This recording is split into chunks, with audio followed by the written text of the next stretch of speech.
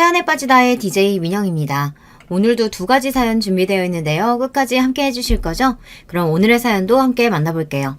구독과 좋아요 버튼도 잊지 말고 꾹 눌러주세요. 안녕하세요. 얼마 전 앓던 이가 시원하게 빠진 것처럼 속이 뻥 뚫리는 일이 생겨 사연을 보내봅니다. 저는 딸 하나를 키우는 평범한 주부예요. 흔히들 연애랑 결혼은 다른 거라고 하잖아요. 결혼은 현실이고 사랑만으로 할 수 없는 일이라고요. 사실 요즘 같은 시대에 정말 사랑만으로 결혼하는 사람이 어디 흔하겠습니까? 서로 조건 따질 게 참 많고 많죠.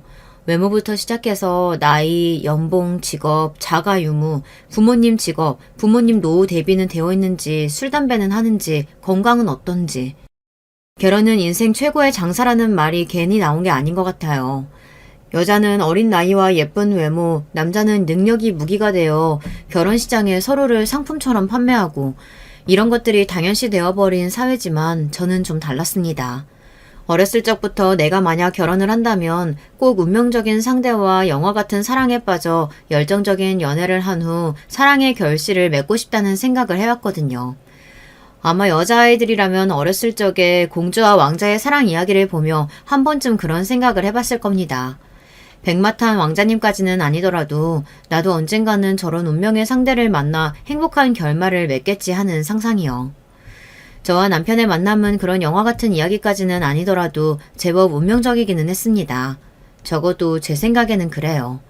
저는 20대 초반에 작은 물류 공장에서 격리로 일했습니다. 시골에서 태어나 공부에도 딱히 재능이 없었고 상고를 졸업하고 아버지가 아시는 분이 운영하시는 공장에 낙하산으로 취업을 했어요. 낙하산이라고 해도 사실상 저를 제외한 모든 직원들이 40, 50대 아저씨들이었고 특별히 좋을 것도 없는 직장이었습니다. 말이 격리지 잡다한 업무는 다 처리하는 비서직이었어요. 사무실 청소며 비품 관리는 당연한 일이었고 나름대로 바쁘긴 했지만 눈꽃 뜰 새 없을 정도는 아니었습니다. 일은 한 달 정도만 하면 누구나 적응할 수 있을 정도로 간단했고 물류공장 특성상 사무실에 앉아있는 사람은 저 혼자뿐이었어요. 가끔 사장님이나 기사분들이 들렀다 가시긴 했지만 서류 업무는 거의 저 혼자 처리한다고 해도 무방할 정도였습니다. 그러니 당연히 매일매일이 따분할 수밖에 없었어요. 가끔 말동무가 되어주시는 분들도 다들 아버지 벌이었고 모두 저를 딸처럼 예뻐해 주시긴 했지만 어울려서 대화를 나눌 만한 또래가 아무도 없었습니다. 물론 또래와 어울리려고 일을 하는 건 아니지만요. 그래도 20대 초반의 나이에 매일같이 사무실에 혼자 앉아 재미없는 서류만 들여다보고 하루 종일 말 한마디 하지 않고 있으려니 좀이 쑤시더라고요. 그러던 어느 날 저는 일하던 중 이상한 소리를 들었습니다. 아이 울음소리 같기도 하고 뭔가 미야오 미야오 하는 게 소리가 꼭 동물 소리 같더라고요. 주변에 동물을 키우는 것도 없었고 혼자 있는 사무실에서 그런 소리가 나니 뭔가 저도 모르게 소름이 돋아 자리에서 벌떡 일어났어요. 그 소리의 근원지를 찾기 전에는 일을 집중할 수가 없을 것 같았습니다. 설마 하니 귀신은 아니겠지만 저는 겁이 굉장히 많은 편이거든요. 소리가 나는 곳을 따라 걸어가 보니 물류 공장 뒤편의 공터에 작은 새끼 고양이가 있었어요. 온통 검은 털의 까만 고양이였습니다. 털도 더럽고 얼룩덜룩한 게 길고양이 같았어요. 어미가 아이를 이곳에 두고 간 건가 싶어 일단은 손대지 않고 보기만 했습니다.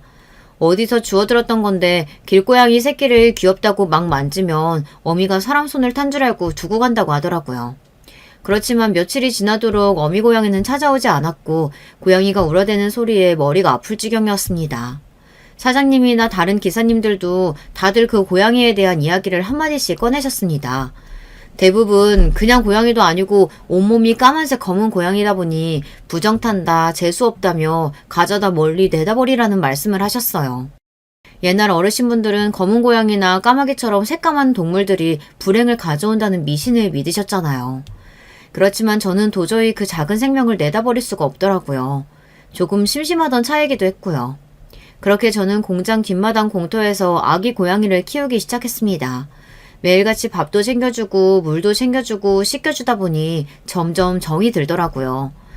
이름은 네로로 지어주었어요. 아마 여러분들도 검은 고양이라고 하면 네로라는 이름이 먼저 생각나실 거예요. 유명한 노래가 있잖아요. 조금 뻔한 장명 센스였지만 그래도 저는 그 이름이 좋았습니다.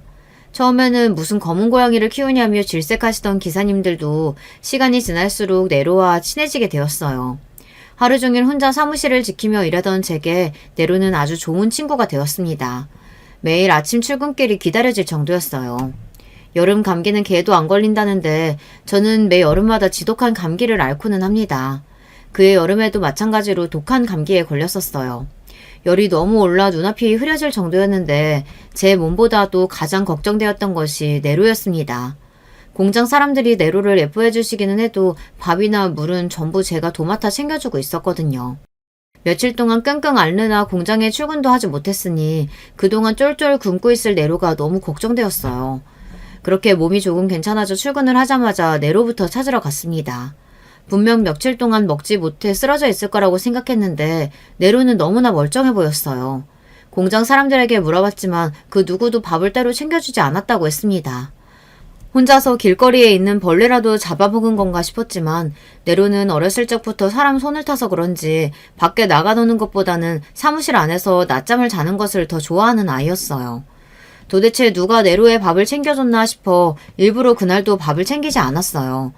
대신 하루 종일 뒤터를 힐끔힐끔 관찰하며 낯선 사람이 들어오나 경계심을 세우고 있었습니다.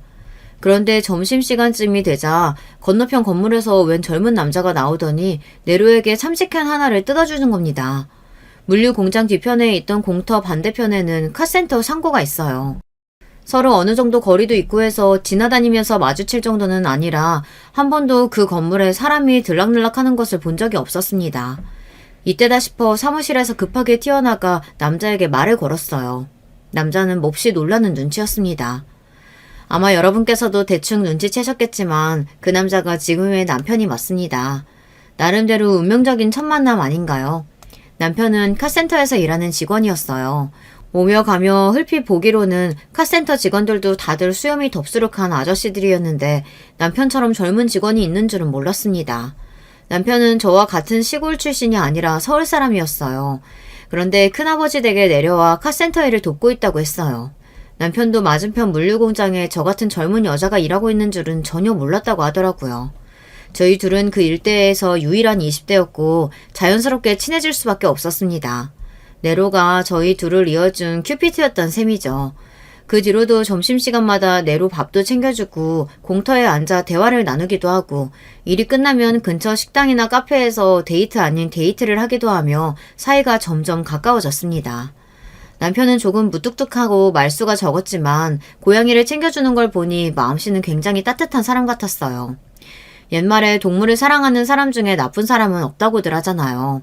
물론 결혼하고 보니 어느 정도는 맞고 어느 정도는 틀린 말이었지만요.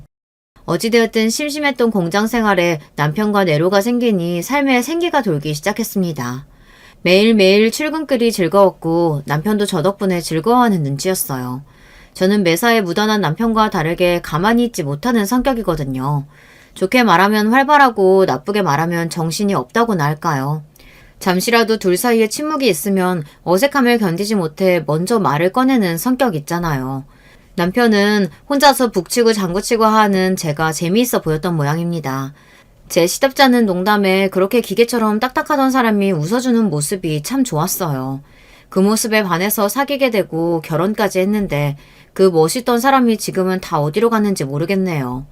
물론 외모만 보고 결혼한 건 아니지만 그래도 가끔은 젊은 시절 울퉁불퉁하던 남편의 팔근육이 그리워질 때가 있습니다.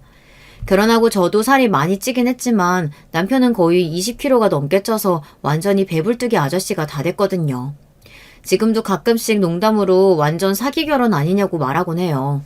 결혼 후에 남편은 제가 공장 일을 그만두고 남편과 함께 서울로 올라가길 바랬어요. 저는 그 말에 따르기로 했습니다. 공장 일이 어차피 제가 하고 싶어서 시작한 것이었다기보단 아까 말씀드렸듯이 특별히 할 일이 없어서 시작한 것이었고 예전부터 서울에서 살아보고 싶다는 마음이 있었거든요. 그렇게 저는 고향을 떠나 서울로 향했습니다. 시부모님을 처음 만나 뵙기 전 남편은 제게 집안 분위기에 대해 이야기를 해주었어요. 남편은 본인이 자란 집안은 몹시 가부장적이고 유교 문화가 강한 편이라고 했습니다. 특히 시아버지보다도 시어머니가 그런 면에서 아주 엄격하시다고 했어요. 어렸을 적부터 부엌에는 발도 못 들여놓게 하셨다면서요. 여자와 남자의 역할이 엄격하게 구분되어 있고 남자는 바깥일, 여자는 집안일 하며 남편을 내조하는 것이 가장 큰 도리라고 말씀하시는 분이었습니다. 남편이 어렸을 적에는 1년에 제사를 10대 번 지냈었는데 지금은 명절 차례 2번, 돌아가신 시할아버님 기제사 1번, 이렇게 총 3번의 제사를 한다고 했어요.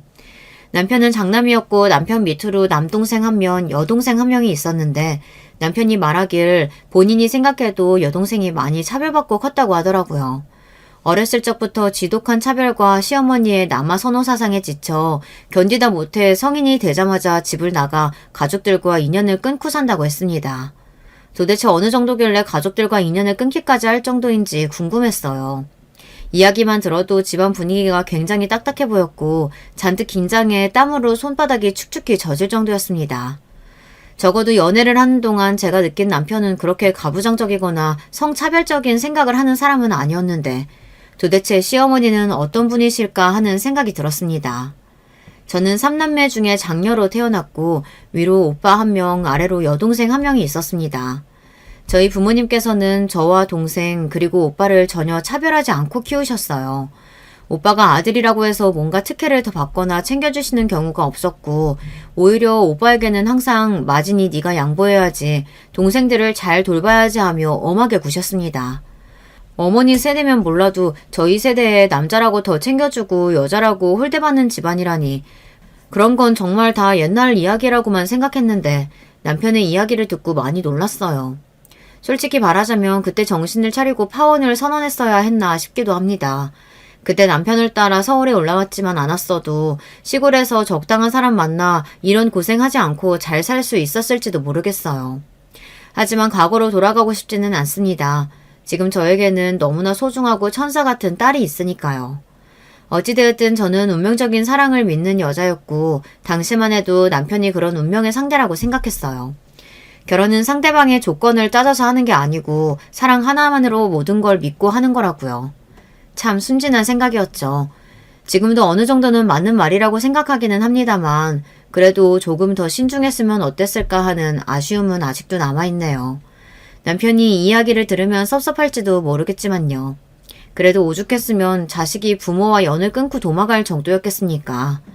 나중에서야 이야기를 다 전해 들었지만 시어머니께서 아가씨에게 했던 짓은 정말 혀를 내두를 정도였어요. 시부모님은 남편에게 전해 들은 대로 정말 유교적이고 고지식하신 분들이었습니다. 처음 인사를 드리러 가니 무슨 여자가 인사 오는데 옷을 그렇게 입고 오느냐, 제대로 된 선물 하나 안 사오느냐고 바로 제 행동을 지적하셨어요. 그렇게 비싼 옷은 아니었어도 나름대로 단정하게 차려입고 갔고 과일 바구니도 들고 갔는데 시어머니께서는 과일 바구니가 영 성에 차지 않으셨던 모양입니다. 밥도 먹기 전에 제가 들고 간 사과를 하나 주시며 깎아보라고 하시기에 서툴지만 열심히 깎아냈더니 시어머니께서는 혀를 끌끌 차셨어요. 도대체 집에서 가정교육을 어떻게 받았길래 다 큰 여자가 과일 하나를 제대로 못 깎아? 안 봐도 집안 수준 뻔하다 뻔해. 저를 흉보시는 건 그렇다 쳐도 천만남에 저희 부모님까지 욕보이시니 당연히 기분이 좋지 않았습니다. 저는 어렸을 적부터 부모님을 도와 집안일을 많이 했었어요. 하지만 과일 같은 건 깎아본 적이 없었거든요. 시어머니 기준에는 과일을 깎을 줄 모르면 천하에 못 배운 년이라도 되는 건지 어찌나 사람을 연박을 주시던지요. 본인 같으면 딸을 저렇게 키웠으면 부끄러워서 시집이고 뭐고 아무데도 못 보낸다고 저 들으라는 듯 큰 소리로 투덜대시는데 정말 귀까지 뜨거워질 정도였습니다. 가장 당황스러웠던 것은 그런 상황에서 남편이 한마디도 제 편을 들어주지 않고 가만히 시어머니 말씀을 듣고 있었던 것이었습니다. 시아버지께서는 전해 들은 대로 몹시 과묵하고 저녁 식사 내내 겨우 한두 마디 하신 게 다였어요. 시어머니께서는 쉴 새 없이 얘가 어째서 별로네 저째서 별로네 하며 제 흉을 보시며 제게 이것저것 따져묻고 너무나 무례하게 구셨는데도 남편은 마치 남의 일이라도 되는 양 신경 쓰지 않고 본인 밥이나 먹고 있는 거예요. 옆구리도 찔러보고 뭐라도 좀 거들라고 귓속말도 해봤지만 자리가 끝날 때까지 남편은 제 편도 시어머니 편도 들지 않고 입만 꾹 다물고 있었습니다. 사실상 그 상황에서 제 편을 들어주지 않은 것은 시어머니 말에 동의하는 것이나 다름없었기에 저는 기분이 몹시 상할 수밖에 없었어요. 나중에 집에서 나와서야 남편은 제게 내가 말하지 않았냐, 우리 어머니 성격 좀 극성맞으시다, 내가 뭐라고 한다고 그 말 두신 분도 아니고 괜히 거기서 네 편을 들면 어머니 짜증만 더 내시고 입 다물고 있는 게 나았다, 어차피 결혼하면 자주 보고 살 사이도 아닌데 괜히 서로 얼굴 붉히지 말고 그냥 좋은 게 좋은 거다 하고 넘어가자. 이렇게 말하며 위로 아닌 위로를 해주었어요. 그때는 남편 말도 어느 정도 일리가 있다고 생각했고 저만 조금 참으면 다 끝날 일이라고 생각했습니다. 결혼 준비를 하면서도 시어머니께서는 본인이 결혼하기라도 하시는 듯 하나부터 열까지 전부 다 참견을 하셨어요. 그 소식을 들은 부모님께서는 참 극성맞은 사람이라며 이해가 안 된다고 고개를 저으셨습니다. 결혼 준비는 거의 서울에서 이루어졌기에 고향 시골에 계신 부모님께서는 참여를 많이 하지 못하셨는데요. 시어머니께서는 그것도 불만이셨는지 꼬투리를 잡지 못해 난리였습니다. 참도 못한 우리 부모님께서 시어머니께 연락해 도대체 왜 그러시는 거냐, 정말 너무하시는 거 아니냐 따지고 들자 시어머니께서는 저희 부모님께 딸 가진 죄인이다 생각하고 참으셔야지 그거 조금 못 참고 이렇게 바로 연락해서 쪼아대면 딸 시집 보내고 어떻게 하시려고 그러냐. 원래 딸은 출가 외인인 거 모르시냐. 이러며 적반하장으로 뻔뻔하게 구셨습니다. 부모님께서는 그런 시어머니의 대답에 저를 상식 밖의 집안이랑은 도저히 결혼 못 시키겠다며 남편이 좋든 말든 무조건 파혼하라 하셨고 결혼이 한번 엎어질 뻔했어요. 추후에 앞뒤 사정을 다 전해 들으신 시아버지께서 직접 시골 고향까지 내려가 부모님께 사과를 하시고 어찌저찌 잘 마무리가 되어 파혼은 면하게 되었습니다. 그때는 참 순진하게도 그게 처음이자 마지막 실현일 거라고 생각했어요. 결혼만 하면 그냥 아무 문제 없이 잘 살 수 있을 거라고 생각했었죠. 남편 말대로 결혼은 당사자끼리 하는 거니 결혼 후에는 시어머니와 마주칠 일이 별로 없을 거라고 생각했거든요. 그래서 마냥 행복했습니다. 가진 것도 없고 모아둔 것도 없었지만 진정으로 운명의 짝을 만나서 행복한 결말을 맞을 일만 남았다고 생각했어요. 하지만 진정한 시련은 결혼을 하고 나서부터 본격적으로 시작되었습니다. 결혼 후에는 우리 둘이서만 지내고 시부모님 볼 일은 없을 거라던 남편 말과는 다르게 시어머니께서는 매일같이 저희의 신혼집을 드나드셨어요. 참다 못해 비밀번호를 한번 바꾸니 어찌나 성을 내시던지요. 내가 우리 아들 사는 집 오겠다는데 네가 뭔데 시애미를 못 오게 하냐며 동네가 떠나가라 악을 쓰시길래 결국 다시 비밀번호를 알려드렸습니다. 도대체가 남편이랑 결혼을 한 건지 시어머니랑 결혼을 한 건지 알 수가 없었어요. 알고 보니 남편이 결혼하기 전에는 시어머니께서 서울부터 제가 살던 고향까지 일주일에 한 번씩은 반찬을 싸들고 내려와 남편을 보살펴 주셨다고 했습니다.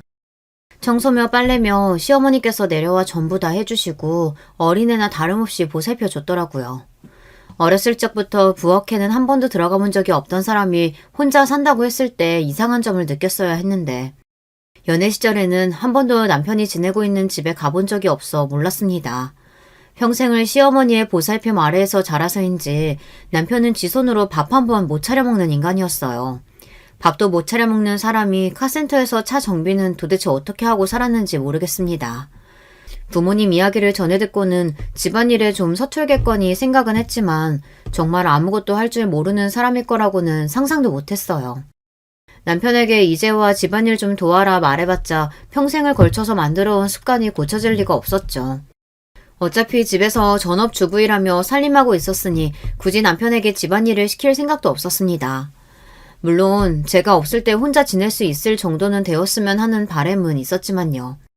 어찌됐든 남편에게 이제부터 내가 집안일을 도맡아 할 테니 시어머니께 제발 그만 좀 와달라 부탁 좀 해주라 말했고 처음에는 제가 시킨 대로 이제 안 오셔도 된다 몇 번 거절하던 남편은 그래도 본인 어머니고 평생 살아온 습관이 남아있는지 아무리 거절해도 막무가내로 찾아오시는 시어머니를 점점 나몰라라 했습니다. 그러던 와중 도련님께서 선을 받던 여자와 결혼을 하게 되었다는 소식을 전해 듣게 되었습니다. 듣기로는 강남 부잣집 출신이라는데 막상 만나보니 귀티가 하나도 나질 않았어요. 부잣집 특유의 그 여유로운 분위기가 전혀 없었다고나 할까요? 솔직히 말하자면 동서의 첫인상은 몹시 볼품이 없었습니다. 삐쩍 마른 몸에 푸석푸석한 머릿결, 축 처진 입꼬리에 인상도 몹시 사나운 편이었고 성격도 완전 불평불만 투성이었어요. 둘은 앞서 말했듯 선자리에서 만난 사이였는데 도련님은 솔직히 동서를 별로 마음에 들어하지 않았어요. 그런데 시어머니께서 동서 집안 조건을 보고 결혼을 밀어붙인 것이었습니다. 저와 남편이 결혼할 때와는 180도 다른 모습으로 동서 비위를 맞추기 위해 살살 웃고 있는 시어머니의 얼굴을 보니 참 어처구니가 없었습니다. 저와 제 부모님께는 딸은 출가 외인이니 뭐니 난리를 떨며 그렇게 진상을 부렸으면서 돈 많은 집안딸 동서한테 하는 행동을 보니 딸이고 아들이고 사실은 그냥 돈 있고 없고의 차이라고밖에 안 느껴지더라고요. 당연히 결혼 후에도 시어머니께서는 항상 동서를 싸고 도셨습니다. 온갖 굳은 일은 다 제게 맡기시면서 집에 비싼 과일이나 좋은 것이 들어오면 바로 동서부터 가져다 주셨어요. 어느 정도는 예상했던 일이라 그렇게 섭섭하지도 않았습니다. 동서가 그렇게 좋으면 제발 우리 집에 찾아오지 말고 동서 집이나 다니지라는 생각뿐이었어요. 사실 전에 듣기로는 시어머니께서 동서네 집에도 결혼 후에 몇 번 찾아가셨다고 하더라고요. 반찬이며 뭐며 바리바리 싸들고 가셨다가 몇 번 쫓겨나신 이후로는 그 화를 저희 부부에게 다 푸시는 것 같았습니다. 정확히 말하자면 저에게요. 집이 잘 사는 동서 말에는 꼼짝도 못하시며 휘둘리시면서 제게는 어찌나 갑질을 하시던지요. 게다가 시어머니의 만행은 그뿐만이 아니었습니다. 집에 찾아오고 귀찮게 하고 참견하는 것까지야 100번 양보해서 참고 살 수 있다 칩시다. 그렇지만 도저히 참지 못하겠는 건 시어머니의 입방정이었어요. 시어머니께서는 소문난 수다쟁이였는데요. 시어머니께 말씀드린 사실은 반나절도 지나지 않아 온 동네 사람들이 다 알고 있다고 봐도 무방할 정도였습니다. 저는 어린 시절에 여행을 갔다 크게 사고를 당해 한쪽 발이 좀 불편해요. 일상생활에 문제가 있는 건 아닌데 오른쪽 발가락이 거의 절단이 돼서 살짝 모양이 뒤틀려져 있습니다. 발가락 모양이야 남들한테 평소에 보여줄 일도 없고 걷고 뛰는데 아무 문제가 없으니 저도 제 발가락이 이상한다는 걸 자주 잊고 살아요. 그렇지만 아무래도 여름철에는 발가락이 다 드러나는 슬리퍼나 샌들 같은 걸 피하기는 합니다. 어찌되었든 남들과는 다른 모양이고 누군가가 물어볼 때마다 일일이 어렸을 적에 사고가 나서 그렇다 설명해주기도 번거롭고 조금 부끄럽기도 해서요. 보기 좋은 모양새는 아니니까요. 그런데 시어머니께서는 우연히 그 사실을 알게 된 이후 동네 아주머니들에게 우리 큰며느리가 발이 완전 병신이라고 말하고 다니셨다는 걸 전해 듣게 되었습니다. 본인이 봤는데 발가락 모양이 완전 뒤틀려서 깜짝 놀랐다느니 말도 안 되는 거짓말로 부풀려서 소문을 내고 다니셨더라고요. 저 스스로도 부끄러워서 한여름에도 운동화 신으며 감추고 다니는 사실인데 그걸 그렇게 아무렇지도 않게 남들에게 히히덕거리며 말하고 다니셨다는 게 너무 화가 났습니다. 게다가 일상생활에 아무런 문제도 없는데 저를 완전 저른바리처럼 묘사하고 다니셔서 시댁 옆집에 사시는 아주머니께서는 제가 장애를 가진 사람이라고 생각하셨대요. 저를 처음 만나보시고는 멀쩡하다며 놀라시더라고요. 시어머니께 도대체 왜 그렇게 말씀을 하고 다니시는 거냐, 불쾌하니 그만 해주셨으면 좋겠다 말씀드리니 그게 뭐가 그렇게 불편해서 난리를 치는 거냐며 내가 없는 말 지어낸 것도 아니고 적반하장으로 화를 내셨습니다. 정말 수백 번 양보해서 제 얘기를 하고 다니는 것까지는 참을 인자생이며 참을 수 있었어요. 그렇지만 한 번은 정말 제대로 폭발했던 일이 있었습니다. 결혼 후 얼마 지나지 않아 저희 어머니께서 유방암 선고를 받고 투병을 하시게 되었어요. 그 사실을 처음 전해 들었을 때 어찌나 눈물이 쏟아지던지요. 고향 떠나 멀리서 지낸다는 이유로 자주 연락도 못 드리고 장녀로서 어머니를 잘 챙겨드리지도 못했던 것 같아 죄책감 뿐이었습니다. 남편에게 사정을 이야기하고 허락을 받아 한 달에 일주일 정도 고향에 내려가 어머니를 간병하기로 했어요. 어머니께서는 날이 갈수록 수척해졌지만 그래도 항암이 효과가 좋아 큰 문제 없이 수술을 진행하게 되었습니다. 시어머니께서는 제가 어머니를 간병하기 위해 고향을 왔다 갔다 한다는 사실을 아시고서는 불같이 화를 내셨어요. 딸은 출가 외인이라고 몇 번을 말해야 알겠냐. 집에 밥 챙겨주고 빨래해주고 청소할 사람이 있어야지 하루 이틀도 아니고 일주일씩이나 집을 비우는 게 말이 되냐. 겨우 이런 식으로 내조하려고 나보고 집 드나들지 말라고 그렇게 큰 소리를 뻥뻥 친 거냐면서요. 저는 그런 시어머니께 그럼 어머니가 다 죽어가시는데 집에서 남편 밥이나 차리면서 나 몰라라 하라는 거냐.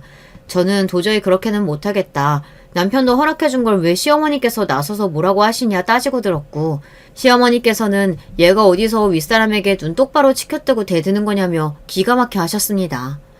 아무리 그래도 결혼을 했으면 남편을 먼저 돌봐야지 우리 아들 밥도 제대로 못 먹고 다니겠다며 안쓰러워 하시는데 남의 부모 암 걸린 건 아무렇지도 않고 본인 자식 꼴랑 일주일 동안 제 손으로 밥 차려 먹는 건 그렇게 안타깝다니 다시 생각해도 참 어이가 없네요. 어머니께서는 유방 절제술을 받으셨고 천만다행으로 그 후 몸이 잘 회복되어 지금은 완치된 상태로 잘 지내고 계십니다. 보통 유방암 환자들은 유방 절제술을 받은 후 모양을 재건하는 성형수술을 받아요. 미용 목적이 아니라 갑작스레 유방이 사라지면 환자에게 정신적 충격이 크기 때문에 치료 목적으로 진행되는 과정입니다. 어머니께서도 수술을 받으셨고 시어머니께서는 그 사실을 전해 들으시고는 동네 아주머니들께 또 질낮은 소리를 하고 다니셨어요. 사돈 여자가 유방암에 걸려서 수술을 했는데 새가슴이 생겨서 너무 부럽다면서요. 남편이 좋아하는 거 아닌가 몰라 하시며 깔깔 웃으시는데 정말 너무 화가 났습니다. 아무리 입이 싸도 그렇지 어떻게 생사를 오가는 수술을 하시고 겨우 회복하신 남의 어머니를 그렇게 사람들 앞에서 웃음거리로 만들 수 있나요? 그날은 결혼하고 처음으로 너무 화가 나서 어머니께 소리를 바락바락 지른 날이었습니다. 다시는 제 어머니 이야기 입 밖으로 꺼내지도 마시라. 한 번만 더 이런 일 생기면 시어머니고 뭐고 진짜 안 참겠다. 미친 사람처럼 소리를 지르니 그날 이후로 그 얘기는 일절 꺼내시지 않더라고요. 그러던 어느 날이었습니다. 갑작스레 시댁에서 연락이 왔는데 저녁에 밥을 먹으러 오라고 하셨어요. 아무 날도 아닌데 갑자기 웬 식사인가 싶었는데 알고 보니 집 나가서 연락 안 하고 산다던 아가씨가 돌아왔다고 했습니다. 엄밀히 말하자면 돌아온 건 아니고 우연한 기회로 연락이 닿았다고 했어요. 세상 참 좁다지만 이런 인연이 다 있구나 싶었습니다. 글쎄 동서와 아가씨가 같은 직장에서 일하던 동료였던 겁니다. 동서를 데리러 갔던 도련님이 회사의 로비에서 우연히 아가씨와 마주쳐서 이런 식사 자리가 마련된 것이었어요. 이야기로만 전해 듣던 아가씨는 생각보다 더 집안 사람들과 사이가 좋지 않아 보였어요. 넌 오랜만에 와서 인사한다는 애가 표정이 그게 뭐니? 여자애가 그래서 어디 시집이나 제대로 가겠어? 시어머니께서는 쉴 새 없이 아가씨에게 잔소리를 쏟아내셨고 아가씨의 표정은 점점 더 어두워져 갔어요. 결국 밥을 몇 숟갈 뜨던 아가씨는 쾅소리 나게 수저를 내려놓고 한숨을 내쉬었습니다. 내가 이럴 줄 알고 안 오려고 했어. 오빠가 하도 오라고 날려서 왔는데 엄마는 어떻게 이렇게 변한 게 하나도 없어? 아니, 변할 리가 없지. 내가 괜한 기대를 했나 보다. 그냥 딸 없는 셈 치고 앞으로도 이렇게 살자 우리. 다시는 연락하지 마. 그렇게 아가씨는 자리를 박차고 일어나 나가버렸고 자리는 엉망이 되었어요. 아가씨는 동서와 같이 평범한 회사에서 일하고 있었지만 사실 줄곧 그림을 그리고 싶어 했다고 해요. 어릴 적부터 그림에 재능이 있었고 항상 대회에 나가서 상을 타올 정도였지만 시어머니께서 격하게 반대하시는 바람에 결국 위대에 진학을 하지 못했다고 하더라고요. 여자는 자고로 많이 배워봤자 아무 쓸모가 없다면서요. 남편과 도련님은 배우고 싶다는 것이 있으면 아무리 비싼 것이라도 다 학원에 등록해주고 있는 힘껏 지원해주셨던 것과는 정반대의 행동이었습니다. 남편과 도련님이 크는 내내 부엌 한번 들여다보지 않았을 때 아가씨께서는 어린 나이부터 시어머니를 도와 집안일을 다 했어요. 답은 뻔히 정해져 있죠. 남편이란 사람이 제가 어렸을 적에 이랬다며 아무렇지도 않게 이런 이야기를 해오더라고요. 참 기가 찼습니다. 장남이 되어서 동생들을 잘 돌보지 못한 것을 부끄러워하지는 못할 망정 4살이나 어린 동생들에게 본인 밥을 차리게 하고 본인 방 청소를 하게 한 것을 전혀 부끄럽게 여기지 않더라고요. 그런 걸 부끄러워할 사람이었으면 애초에 자기 손으로 밥을 차려 먹었겠지만 말입니다. 모든 이야기를 다 전해들은 건 아니지만 아가씨가 어떤 환경에서 코았을지 모든 것이 뻔하게 그려졌어요. 매사에 오빠들에게 뒤처져 집안에서는 항상 뒷전, 그러면서 굳은 일은 전부 다 본인 차지. 지금에 와서 제가 이 집안에서 맡고 있는 역할과 크게 다를 바가 없었습니다. 저라도 그런 환경에서는 도저히 견디지 못했을 것 같아요. 아무리 부모 자식 간의 인연은 쉽게 끊어지지 않는다지만 아가씨라고 그 어린 나이에 부모 품을 떠나는 게 쉬운 일은 아니었겠죠. 그 긴 세월 동안 얼마나 가슴에 맺힌 한이 많았으면 그렇게 인연을 끊어버렸겠어요. 낳아주고 길러줬다고 다가 아니지 않습니까? 다들 본인도 모르게 어렸을 적에 받은 상처를 평생 안고 살아가는 법인데 저는 아가씨의 심정이 충분히 이해가 됐습니다. 그 뒤로도 정말 서러운 일들이 많았지만 지금 가장 생각나는 건 제가 임신했을 때예요. 입덧 안 하고 지나가는 사람들도 있다지만 저는 정말 입덧이 심했어요. 음식 냄새만 맡아도 구역질이 올라올 정도였으니까요. 그런 제게 남편은 매일같이 아침을 차려주기를 요구했어요. 그때만큼은 정말 남편이 왜 남의 편인지 알겠더라고요. 본인 아이를 뱃속에 품은 여자가 음식 냄새도 못 맡아 힘들어하는데 어떻게 해서든지 아침만은 꼭 처먹어야겠는지. 그렇다고 시어머니를 불러 아침을 차려달라 할 수도 없으니 구역질을 참아가며 아침을 차려주긴 했습니다. 그런 제게 남편은 입덧이 그렇게 심하냐, 남들도 다 아는 임신인데 왜 너만 그렇게 증상이 심하냐, 속 편한 소리나 해대고 있고 정말 다시 생각해도 열불이 차오르네요. 예쁜 딸이 태어난 후로 그래도 일상에 조금이나마 행복이 찾아왔습니다. 아이가 방긋방긋 웃는 얼굴만 봐도 힘이 났어요. 남편은 당연히 산후조리고 뭐고 아는 게 아무것도 없었고 아이를 낳고도 평소처럼 제가 집안일을 하기를 바랬습니다. 연애할 때는 그저 조금 무뚝뚝하고 무신경하다고 생각했던 것이 결혼하고 좀 살아보고 나니 정말 최악이더라고요. 한번 대판 싸우고 난 뒤로 그나마 조금 육아를 도와주기는 했습니다만 사실상 육아며 집안일이며 전부 제 차지였어요. 아이는 너무 예뻤지만 몸은 많이 고됐습니다. 그러던 중 기제사 날이 돌아왔어요.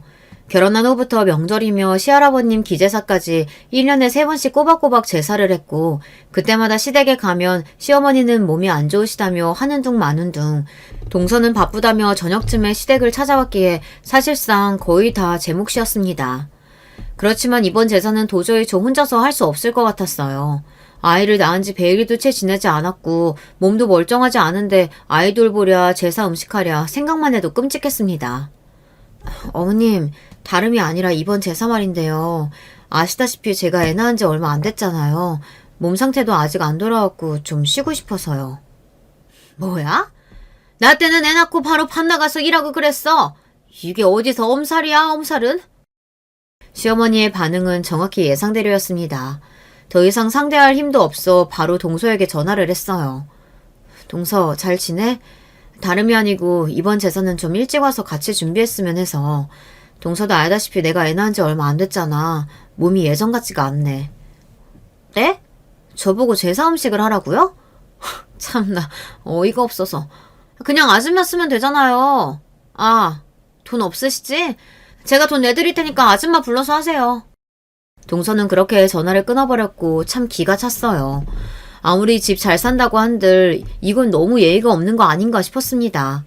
그래도 좋게 좋게 참고 어떻게든 제사에 참여해보려고 했는데 도저히 참을 수 없는 수준이었어요. 결국 저는 시아버지께 전화를 드렸습니다. 시아버지께서는 원체 무뚝뚝하시고 여자들 일에는 관심이 없으셔서 결혼하고 몇 년 동안 전화를 드려본 적이 손에 꼽을 정도였어요. 그런 시아버지께 이번 제사는 도저히 참여 못하겠다. 몸이 너무 안 좋다. 힘들다. 그동안의 일들을 쏟아내듯 모두 말씀드리니 가만히 듣고 계시던 시아버지께서는 알겠다며 이번 제사는 오지 말고 집에서 쉬라고 하셨습니다. 제가 집에서 쉬면 제사는 어떻게 되는 거지 조금 걱정이 되긴 했지만 그렇다고 제사에 갈 마음은 전혀 없어서 결국 남편만 보내게 되었어요. 그 와중에 남편은 저는 집에서 쉬는데 본인은 왜 제사에 가야 하냐며 투덜거렸는데 당신네 조상님이지 우리 집 조상님이냐 당연히 가야 하는 거 아니냐 짜증을 내니 그제서야 엉덩이를 떼더라고요. 그렇게 남편을 보내고 딸아이와 간만에 둘이서 평화로운 시간을 보내고 있는데 전화기에 불이 나게 연락이 오기 시작했어요. 신경이 쓰이긴 했지만 받지는 않았습니다. 그렇게 한숨 낮잠을 자고 일어나니 저녁이 다 되어서야 남편이 돌아왔고 완전히 녹초가 되어 있더라고요. 무슨 일 있냐고 물어봤더니 남편은 말도 말라며 제사에서 있었던 일들을 이야기해 주었는데요. 정말 믿기지 않는 이야기였습니다. 남편이 시댁에 도착하니 시어머니께서는 왜 혼자 왔냐며 설마 진짜 같이 안 온 거냐 물어오셨다고 합니다. 그때 시아버지께서 본인이 쉬라고 하셨다. 애 낳은 지 얼마 되지도 않았고 몸도 안 좋다고 해서 그러라고 했다 말씀해 주셨고 시어머니께서는 불만이 가득한 얼굴이었지만 시아버지가 그렇게 하라고 하셨다니 한마디 말도 못하고 뒤로 저에게 전화만 불이 나게 하셨던 것이었어요. 그럼 이 많은 제사 음식은 누가 다 해요? 나 손목도 아프고 허리도 아파서 오래 앉아있지도 못하는데. 작은 애네 불러서 같이 하면 되잖아. 그동안 작은 애가 제사 와서 한 게 뭐가 있어? 걔네 바쁜 거 몰라요? 매번 저녁 시간 다 돼서 오잖아. 오늘도 그러겠다고 할 게 뻔한데. 아휴, 내 팔자야.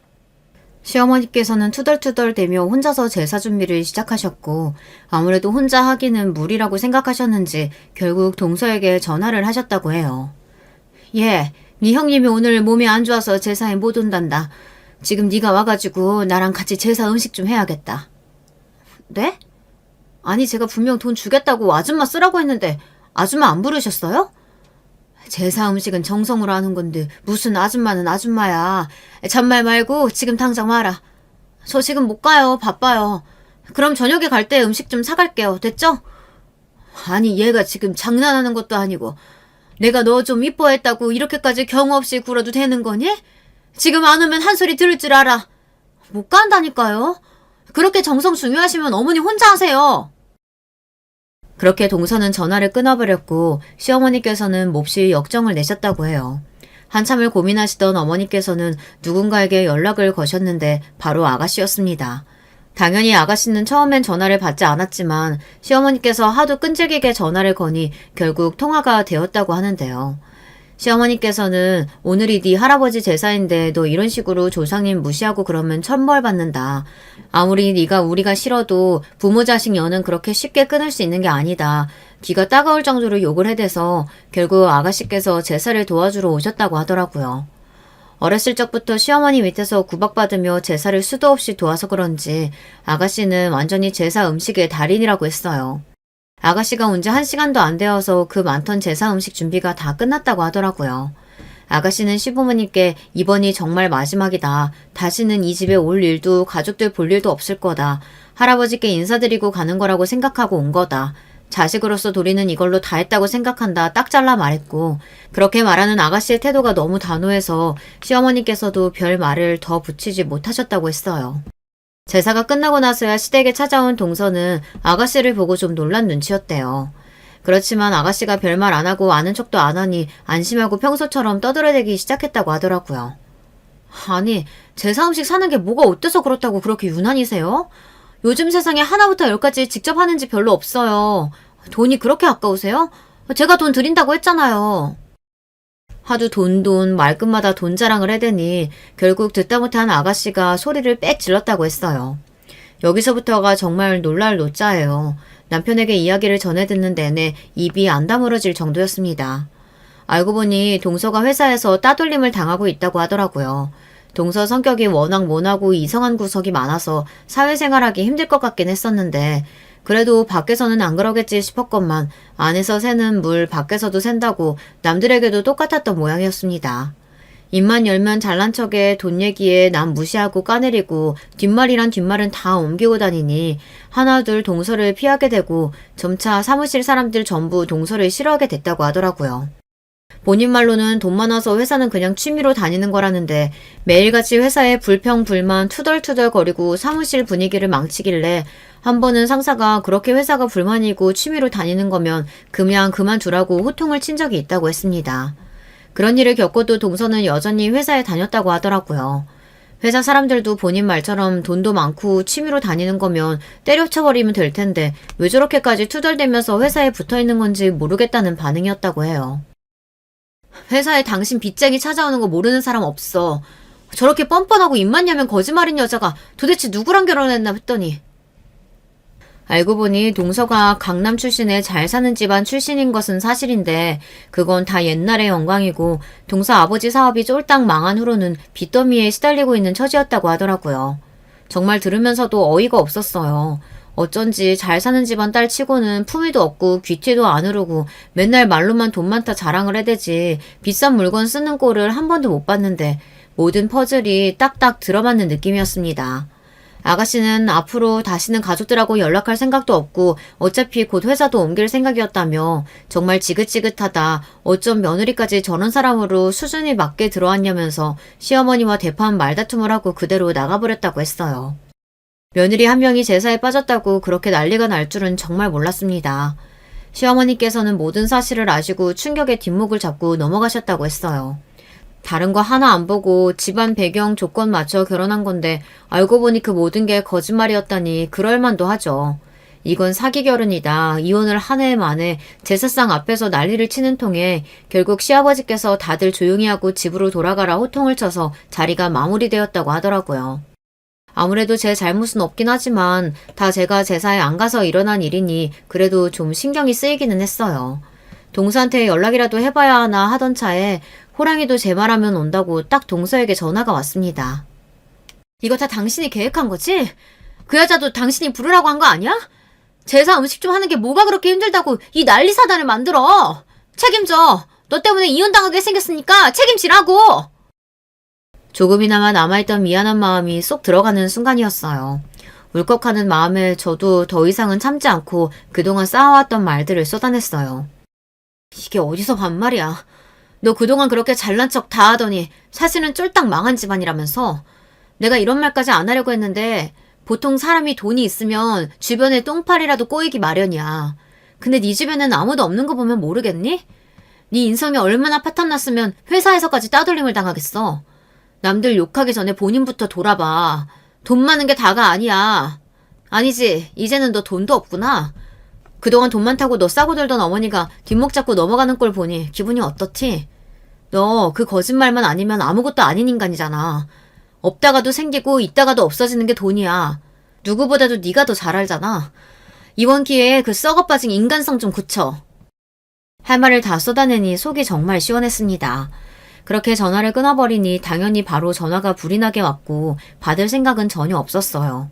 동서뿐만 아니라 시어머니에게도 계속 연락이 왔고 역시나 받자마자 너네 집에서 가정교육 그렇게 받았냐. 세상에 제사에 안 오는 며느리가 어디 있냐. 험한 말을 쏟아내시더라고요.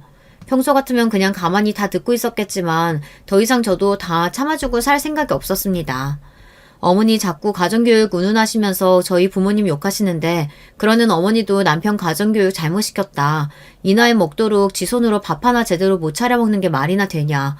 어머니 말대로 저 가정교육 못 받고 못 배워먹은 년이니 앞으로 제 마음대로 살겠다. 참견하시지 말라. 그렇게 할 말을 다 쏟아내고 전화를 끊어버렸습니다. 그리고 앞으로 도저히 전처럼은 못 살겠다는 생각이 들어 남편에게 선언했어요. 시어머니 우리 집 그만 오시라고 하고 앞으로 제사 때도 혼자서는 요리 못한다. 당신도 나이 그만큼 먹었으면 밥 정도는 혼자 차려 먹을 줄 알고 기본적인 집안일은 해야지. 나랑 어머니 없으면 혼자 할 줄 아는 게 도대체 뭐가 있냐.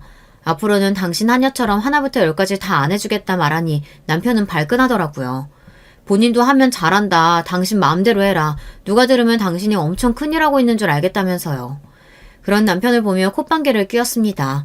지금은 자존심이 상해서 큰 소리를 치지만 며칠 뒤면 제 앞에서 잘못했다 빌게 될 거라고 생각했어요. 남편이 제게 항복을 선언할 때까지 저는 밥도 차려주지 않고 빨래며 집안일도 하나도 해주지 않았습니다. 딱 저와 딸아이가 먹을 밥만 차리고 빨래도 마찬가지였어요. 그렇게 없는 사람 취급하며 며칠 지내니 혼자서 할 줄 아는 게 아무것도 없던 남편은 곤란해하는 게 딱 눈에 보이더라고요. 얼마 뒤면 잘못했다고 빌겠구나 싶었는데 갑자기 시어머니께서 저희 집에 찾아오셨어요. 무턱대고 비밀번호를 열고 들어오려고 하시길래 안에서 이중으로 문을 잠갔습니다. 시어머니께서는 문을 두드리면서 문 열라고 난리였고 저는 절대 열어드릴 생각 없다. 경찰 부르겠다 큰 소리를 쳤어요.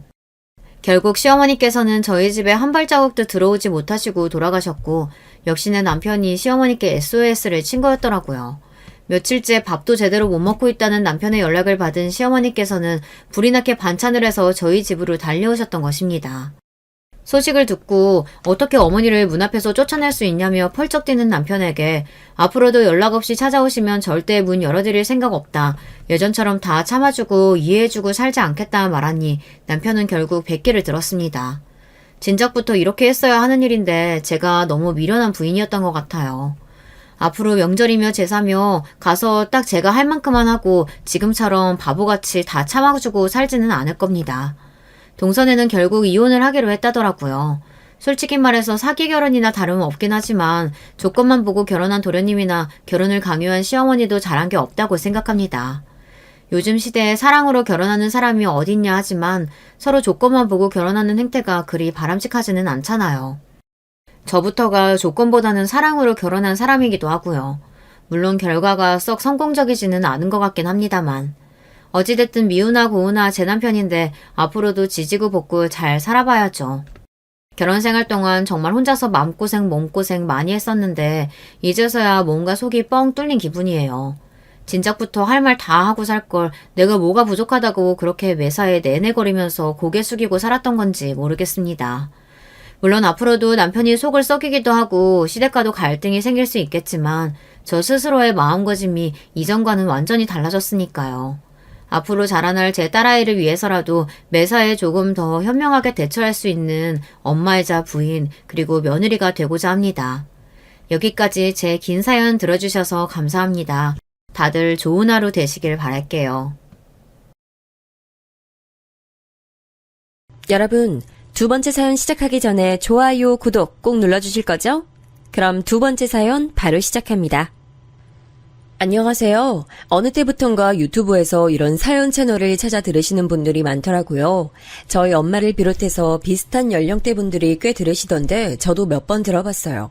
그러다가 사연을 어쩌다가 보낼 생각을 했는진 모르겠지만 어쨌든 이렇게 적어보내는 게 뭔가 재밌네요. 바쁜 일상을 쪼개고 쪼개어 며칠 걸려 쓴 내용이긴 하지만 알아서 각색 잘 해주시리라 믿어봅니다. 덤덤하게 시작은 했지만 사실 그간의 제 인생은 정말 사연이라는 표현에 딱 맞아떨어지는 엄청난 날들이었어요. 하지만 이게 말이에요. 잠깐이라도 자기 자신을 동정하게 된다면 그 흐름이 엄청 무서운 것 같아요. 파도 물살 타듯 빨려 들어가서 자꾸 자기를 동정하고 불쌍하다고 생각하게 되거든요. 그것만큼 비참한 게 없고 그 늪에 빠지면 다시 나오기 힘들기 때문에 정신 똑바로 차려야 한답니다. 제 경우엔 정말 매번 냉수마차를 맨정신에 맨살에 부대 끼듯 아주 모질게 해대는 사람이 있었거든요. 지금도 마치 어제 일처럼 새롭게 증오심이 끓어오르게 만드는 사람이지만 웬만하면 털어내고 싶어요. 그 사람은 다름 아닌 제 시어머니 김순자 씨예요. 비록 가명이지만 이렇게 이름으로 표현하고 싶은 이유는 정말이지 도저히 어머니라는 명칭조차 붙이고 싶지 않은 사람이기 때문에 인간이 어쩜 저렇게 악랄하고 못됐을까 싶어요. 왜 그렇게 집에 돈이 없대냐? 아니, 돈 1, 2천도 없는 집이 어디 있어? 아무리 우리 정민이가 장가를 가긴 해야 한다만 어째 그렇게들 살았대? 엄마 뭐 하시냐? 아버지는? 이때 저는 좀 말하기 껄끄러웠던 게 연애할 때도 저를 싫어하시는 게 티가 났지만 결혼 앞두고 정말 너무 노골적으로 불만을 나타내시는 거예요. 남편이 그나마 막아준답시고 뭐라 말을 하긴 했어요. 엄마, 내가 유진이 아버님 일찍 하늘나라 가셨다고 미리 말씀드렸잖아요. 그걸 왜 물어봐요 진짜. 사람이 눈치가 없어 정말. 이땐 말이에요. 참 슬픈 얘기지만 그나마 남편이 저를 참 좋아했던 때인가 봐요. 결혼하고 싶어서 애가 탈 때니까 이렇게 편을 들었었나 싶더라고요. 하여간 어머니 앞에서 저를 감싸면서 그게 더 어머니에게 미움을 사는 일인지도 모르고 미련하게 편을 들었더랬죠. 어머니는 그때 일단 아들 앞에서 참는 듯 했지만 결혼 후에는 정말 끝도 없이 뭐라고 하시더군요. 심지어 저는 결혼하고서 2년 정도는 시댁에서 함께 살았어요. 어머니가 미리 살림 가르치기 전에는 절대 집 못 사준다고 하셨거든요. 우리 집 말이야, 보통 집이 아니야. 내가 힘들게 일궈 온 집이라고. 근데 어중간하게 여자 잘못 들어와가지고 사고치면 답 없어. 집 사주는 게 무슨 남의 집 개 이름도 아니고 지도 갖고 온 거 얼마 없으면서 냉큼 남자 돈을 바래. 그런 건 안 되지. 안 될 일이야. 하나부터 열까지 내가 아주 다 가르쳐가지고 내보낼 거야. 그렇게 어머니랑 살던 2년간 정말 죽을 맛이었어요. 이건 과장도 뭣도 아니었습니다. 신우이는 결혼한 지 좀 됐는데 왜 그렇게 자기 남편이랑 싸워대는 건지 툭하면 자기 애들을 끌고 친정에 와서 자는 거예요. 그러면 어머니는 아주 당연한 듯 저한테 밥 준비를 시키셨어요.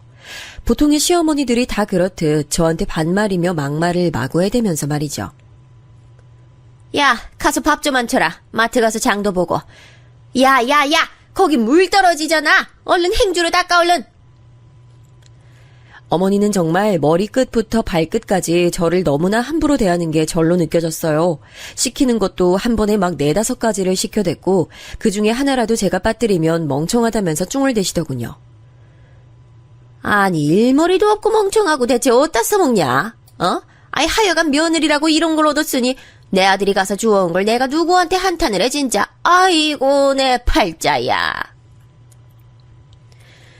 어머니의 이런 말투는 제 가슴에 상처는 둘째치고 정말 피가 철철 흐르게 만들더군요.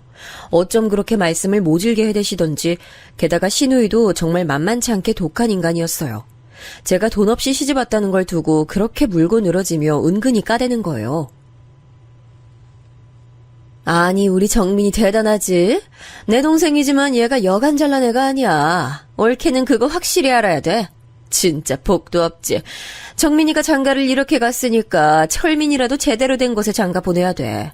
아들 둘 다 가난한 집에 장모복 없는 곳에 보내기는 좀 그렇잖아. 너무 얄밉고 얄미운 게 저를 저격하는 말을 해놓고선 꼭 딴 데를 보더라고요. 그리고 잽싸게 화제를 돌려버려요. 우와, 엄마, 그게 뭐야? 게장이야? 나 먹을래. 좀 줘봐. 밥 없어?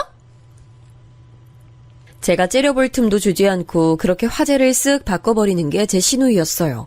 그리고 얼마나 자기 친정에 자주 들락거리는지 일주일에 3번씩은 왔던 것 같아요. 신우 남편은 그런 모양새가 싫었던지 다행히 처가댁에 자주 오지 않더라고요. 이 집에 오는 건 신우랑 신우네 애들뿐이었고요. 신우는 저를 이 집에서 쓰는 도우미로 생각하는지 자기 애들 목욕까지 시키더라고요. 있잖아, 올케. 우리 윤서, 윤우가 내가 씻겨주는 것보다 올케가 씻겨주는 게 더 좋은가 봐. 애들 싹 씻겨서 내보내주면 내가 머리 말려줄게. 아까 내가 밥 먹다 말한 거 생각나지? 나 엊그저께 애들이랑 썰매장에서 완전 대짜로 미끄러졌잖아. 진짜 너무 아파 죽겠어. 저도 참 뭐가 그렇게 꿀릴 게 있다고 시댁에 같이 살면서 시누이가 시키는 걸 다 하고 있었을까요? 그런 중에 남편은 신혼인데도 맨날 늦어서 집에 새벽에 들어왔고요. 늘 느지막이 방문을 열고는 늦어서 미안하단 소리를 했어요. 갈수록 저는 남편과의 생활이 조금도 없는 게 너무 숨막히고 힘들더군요. 이런 불만을 몇 번이나 토로했고 남편도 자기 딴에는 맞춰주려고 했었는데요. 그래도 곳에 자기 엄마와 누나가 뭐라고 해대는 소리를 듣고 쏠랑 넘어가는 거예요. 제가 그걸 어떻게 눈치챘냐면 어머니가 안방에서 숨죽여 통화하는 소리를 들었거든요. 뭐?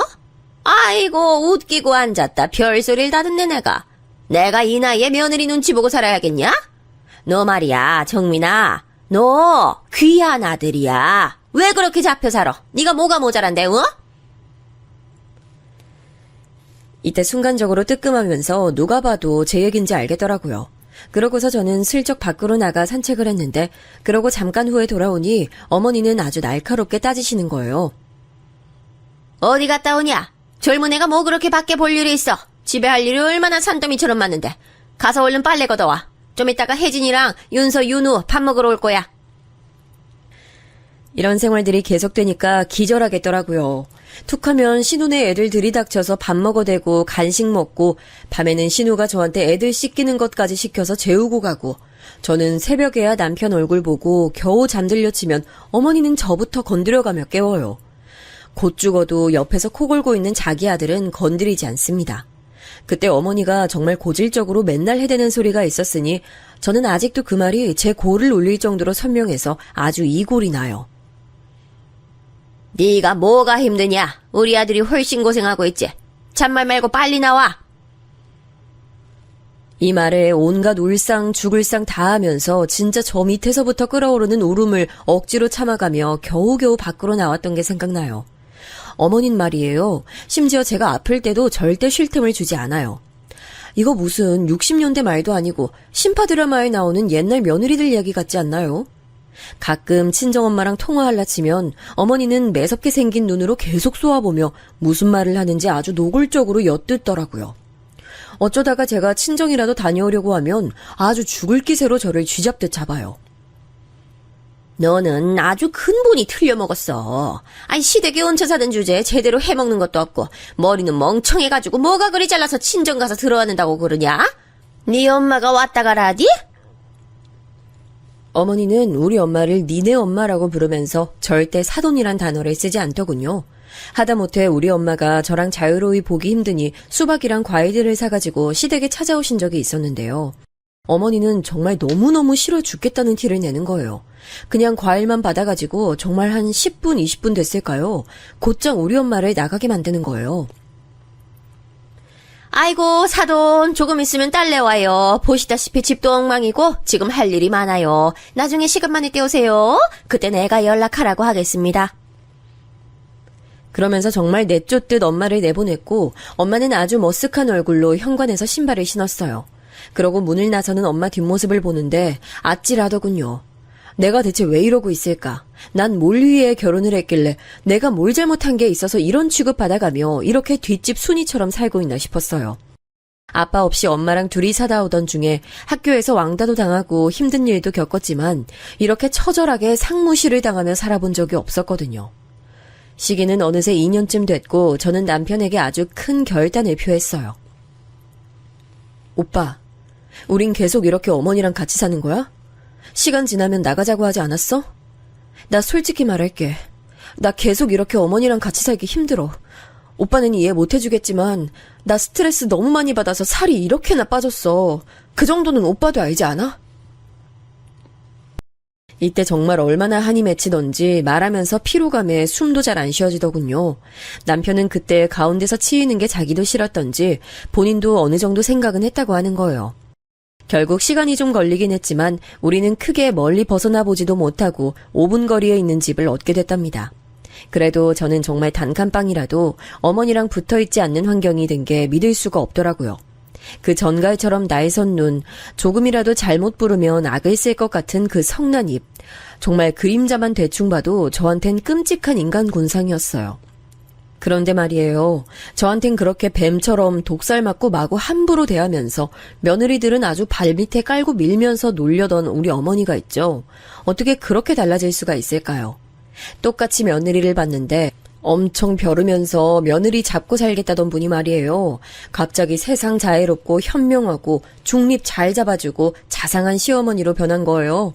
사람이 갑자기 변하면 죽는다던데 진심으로 저는 걱정이 밀려올 정도로 어머니 변화를 크게 체감했어요.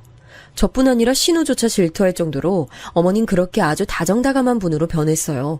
초반에 절 부르던 호칭 야야는 고사하고 기분 나쁘고 성나면 이런 재수없는 연인의 모내에 하는 끔찍한 막말을 하시던 분이 호칭을 새아가로 바꾸셨다는 거예요. 다들 이런 변화에 놀라면서 저 역시 너무 놀랬지만 참 섬뜩하고 무서운 사실이 뭔지 아세요? 그렇게 변하고 새 사람이 되어 며느리를 대하게 된 우리 시어머니 말이에요. 그렇게 착하게 대하시는 그 며느리가 적어도 저는 아니었다는 거예요. 앞서 말씀드렸지만 며느리가 한 명이 아니고 두 명이거든요. 저는 큰 며느리, 작은 며느리 이렇게 있는데 그 며느리가 새로 들어오니 아주 개과천선, 환골탈태하듯 그렇게 잘해주시더군요. 이런 변화를 크게 새길 수밖에 없었던 이유는 제가 그 노릇을 그만두고 엎어버릴 때까지 어머니는 여전히 아주 올곧게 한 길을 가셨기 때문이에요. 잘해줘야 할 것 같은 작은 며느리한텐 자애로운 시어머니셨고 돈 없고 볼품 없고 보기만 해도 역겹고 짜증나는 큰 며느리는 여전히 밟아가며 한 번씩 말로 조근조근 두드려 패줘야 성이 풀렸어요. 그런 평행길을 정말 그 지독한 노친네가 아주 뚝심 있게 유지하셨죠. 전 동서와의 사이에서 나쁜 감정은 없었지만 어머니의 이런 말 같지도 않은 차별 행위가 계속되니 나중엔 동서도 싫어지고 다 짜증나더라고요. 우리 어머니가 그렇게 아예 며느리 자리를 만들어 놓고 저처럼 무시를 할 마음의 준비를 하고 있었는데 희한하게 그 자리를 치고 다른 여자가 들어왔어요. 도련님이 만나던 여자가 있었는데 임신했던 걸 알고도 어머니가 불러서 어찌나 모질게 굴어댔던지 그만 아기를 하늘나라에 보내게 됐는데요. 어쩌면 그 여자도 저보단 똑똑했던 것 같네요. 그런 쓰디쓴 경험을 한번 하고 나더니 그대로 헤어져 버렸어요. 저한테도 이런 말을 남겼었어요. 저는 이번에 일을 겪고 나니까 제대로 정신 차렸어요. 근데 이거 좀 예의 없는 말인 거 알지만요. 애도 없으시면서 왜 이런 집안에서 계속 꾹꾹 참으면서 사시는 거예요? 정말 너무 이해 안 가요. 더 늦기 전에 정신 차리셨으면 좋겠네요. 이러고 사라져버린 도련님의 전 여친. 그런데 그러고 정말 안 돼요. 맨날 그렇게 꼿꼿하게 자기 아들만 귀한 줄 아는 우리 어머님 앞에요. 새로운 며느리감이 나타난 거예요. 어머니 입장에서 절대 찬성할 수 없고 저 멀리 내쫓아버릴 조건의 며느리였어요. 연상이었고 키도 크고 어머니 말론 독하게 생긴 외모였고요. 그런데 아마 가장 용납할 수 없는 건 돌싱녀였다는 거예요. 다행히 자식은 없지만 일찍이 결혼했고 이혼한 지 시간이 많이 지났다더군요. 하여간 어머니가 도저히 용납할 수 있는 내용이 아니었는데도 어머니는 곧장 그 며느리를 품에 안고 쓰다듬게 되시더군요. 이유는 딱 하나밖에 없었어요. 바로 돈. 어머니가 그렇게 미쳐서 환장하는 돈 말이에요. 아주 동서 들어오고 나서 저한테 얼마나 자랑을 하는지 들으라는 듯 말하시더군요. 그 집 사돈이 아주 젠틀해. 돈도 많이 쓰고. 그런 집을 내가 언제 만나보겠어. 우리 철민이도 그댁 친척한테 취업했잖아. 하여간 아주 장가 잘 갔어. 작은 애가 얼마나 선물을 갖다 주는지 몰라. 하여간 내가 그동안은 며느리가 있는 건지 죽은 건지 하고 살았는데 이제 사 제대로 들인 느낌이 난다. 너는 좀 머리가 있으면 느끼는 게 있어라. 어? 이런 소리를 정말 매번 전화해서 해댔고 노골적으로 우리 둘이 같이 있는 자리에서도 차별을 내댔어요. 명절에 시댁에 같이 모였는데 자꾸 동서 보고는 앉아있으라는 거예요. 아이고, 새아가 뭘 움직이냐 움직여. 넌 그냥 아무것도 안 해도 돼. 선물도 사오고 용돈도 그렇게 줘놓고 뭘 밥까지 하려고 그래. 가만히 앉아서 그냥 주는 거 먹기나 해. 그러면서 모든 일은 다 저에게 몰아주는 어머니, 그리고 동서 비위를 맞춰서 자기도 뭘 얻어보려는 시누이까지 이때 저는 말없이 청심환을 털어먹으며 견뎠어요. 돌아오는 길 남편 역시 눈치 없이 이런 말을 해대는 거 아니겠어요? 그러고 보면 철민이 진짜 인생 잘 풀려. 쟤 그전에 백수되고 파혼했을 때 진짜 어떻게 사나 했다니까. 엄마가 울면서 얼마나 속상했는데. 아니, 저렇게 부잣집 부인 얻어가지고 금방 훅 장가도 가잖아. 처가에서 직장도 턱 얻어주고 이번에 장인이 차도 뽑아주신 거 봐봐. 난 저런 차 언제 사보냐고. 듣고 있다가 제가 몇 마디 쏘아붙였는데 아무래도 말이에요. 남편이 저에게 세상 다 내려놓은 사람처럼 함부로 굴기 시작한 건 이때 같아요. 아마 그 전에 시댁에서 같이 살 때도 무의식 중에 그런 게 있었겠지만 그나마 신혼 에너지가 있어서 그런지 제 얘기도 들어주곤 했거든요. 근데 어느 순간부터 인간이 화로 가득 차 있고요. 제가 조금만 불만 얘기하거나 싫은 소리를 하면 성질을 내는 거예요.